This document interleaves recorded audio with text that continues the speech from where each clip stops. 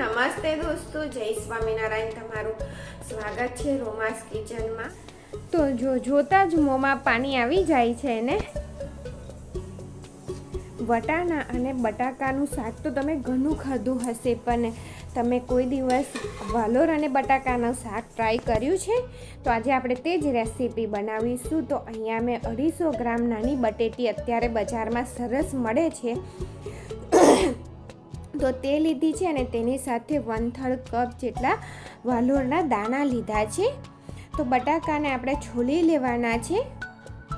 તો બધા બટાકાને છોલી લીધા છે અને તેને કાંટાવાળી ચમચીથી આપણે આ રીતે ફ્રીક કરી લઈશું, એટલે કે તેની અંદર કાના પાડી લઈશું. બધી બાજુથી કરી લેવાનું છે તેવું બટાકાને, એટલે જ્યારે તળીએ ને તો તે સરસ રીતે તળાય. 6 ટેબલ સ્પૂન તેલ, અને કપમાં જુઓ તો 1/4 કપની ઉપર 2 ચમચી જેટલું 2 ટેબલ સ્પૂન જેટલું તેલ ઉમેર્યું છે. બટાકા ઉમેરી દેવાના અને બટાકાને સરસ રીતે આપણે તળી લેવાના છે. તળતી વખતે તમારે ધ્યાન રાખવાનું છે કે ગેસની ફ્લેમ તમારે હાઈ ટુ મીડિયમ રાખવાની છે. આ ટ્રીક છે તેને તળવાની, જેનાથી તેની ઉપર એક ક્રિસ્પી લેયર તૈયાર થશે. તે શાકમાં ખૂબ જ ટેસ્ટી લાગતી હોય છે. બટાકા ઉપરથી ક્રિસ્પી લાગશે ને તો તેનો ટેસ્ટ ખૂબ જ સરસ લાગશે. તો જુઓ, તેની ઉપર સરસ ગોલ્ડન કલરનો એક લેયર તૈયાર થઈ ગઈ છે. તો બટાકા તળાઈ ગયા છે, તો તેની અંદર આપણે જે વાલોરના દાણા લીધા હતા તેને ઉમેરી દઈએ અને 2 મિનિટ માટે તેને પણ સરસ રીતે તળી લેવાના છે તેલની અંદર. તો બટાકા અને વાલોર બંને તળાઈ ગયા છે, તો તેને કાઢી લઈએ. જુઓ, ઉપર તમને એક ક્રિસ્પી લેયર દેખાતી હશે બટાકા ઉપર. આ લેયર જ્યારે આપણે શાક ખાઈશું ને ત્યારે તેનો ટેસ્ટ ખૂબ જ એક ક્રન્ચીનેસ આપશે. તો તેની માટે એક પેસ્ટ બનાવીએ. તો અહીંયા મેં 1/2 ટીસ્પૂન જેટલું કાશ્મીરી મરચું લીધું છે, અને 1 ટીસ્પૂન ધાણા જીરું પાવડર, અને 1/4 ટીસ્પૂન હળદર. જો તમારે તીખાશ જોઈતી હોય તો અડધું મરચું ઉમેરજો, અને થોડું કમથું 2 ટેબલ સ્પૂન જેટલું ગરમ પાણી ઉમેરી દેવાનું, એટલે કે હળસીકું પાણી ઉમેરી અને પેસ્ટ તૈયાર કરી દેવાની છે. અને બીજો મસાલો આપણે તૈયાર કરી દઈએ. તો તેની માટે 1 ટીસ્પૂન સૂકા ધાણા, 1 ટીસ્પૂન જીરું, 1 લીલું મરચું,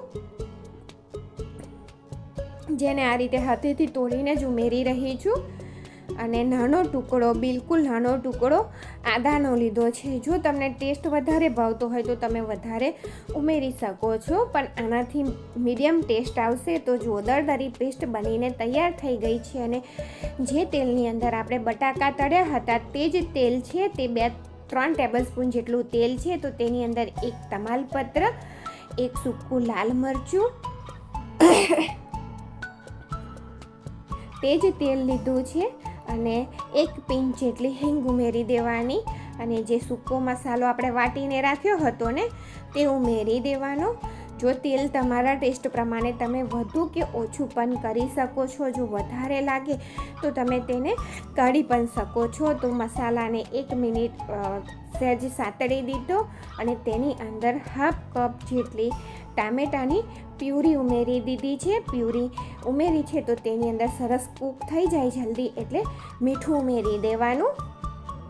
અને ટામેટાની પ્યુરીને ત્યાં સુધી કૂક કરવાની છે કે તેની અંદરથી તેલ છૂટું ના થઈ જાય. તો તેલ છૂટું થઈ ગયું છે, તો તેની અંદર જે મસાલા આપણે પાણીમાં ઓગાળીને રાખ્યા ને તેને ઉમેરી દેવાના, અને તેને પણ ઉમેરી અને 1 મિનિટ માટે સરસ રીતે કૂક થઈ જવા દેવાના, એટલે તેનો કાચો ફ્લેવર આપણા શાકમાં ના આવે. આ નાની ટ્રીકો છે જે તમે ફોલો કરશો ને તો શાકનો ટેસ્ટ એકદમ ડુંગળી લસણ વગર પણ સરસ બનશે. તો તેલ છૂટું થઈ ગયું છે, તો તેની અંદર તળેલા બટાકા અને વાલોરના દાણા ઉમેરી દઈએ, અને તેને પણ મિક્સ કરી અને 3 થી 4 મિનિટ માટે એમ જ આપણે તેને થવા દેવાના છે. એક મસાલાનું સરસ તેની ઉપર કોટિંગ થઈ જાય અને બટાકાની અંદર પણ તેનો ટેસ્ટ આવી જાય. તો કોટિંગ સરસ થઈ ગયું છે. તો હવે તેની અંદર આપણે 3/4 કપ જેટલું ગરમ પાણી ઉમેરીશું. તો આ હાફ કપ છે અને ફરી થોડું ઉમેરીશ, એટલે 3/4 કપ જેટલું ગરમ પાણી ઉમેરવાનું છે, એટલે કુકિંગ પ્રોસેસ અટકતી નથી અને સરસ. જો ગરમ પાણી રેડીએ ને તો સ્વાદ આપણો મસાલાનો એવો ને એવો જળવાઈ રહે છે. અને પાણી ઉકળી ગયું છે તો મીડિયમ ગેસની ફ્લેમ ઉપર આપણે 2 વિસલ લઈ લેવાની છે. તો 2 વિસલ થઈ ગઈ છે અને પ્રેશર નીકળી ગયા પછી હું ખોલું છું કુકરને.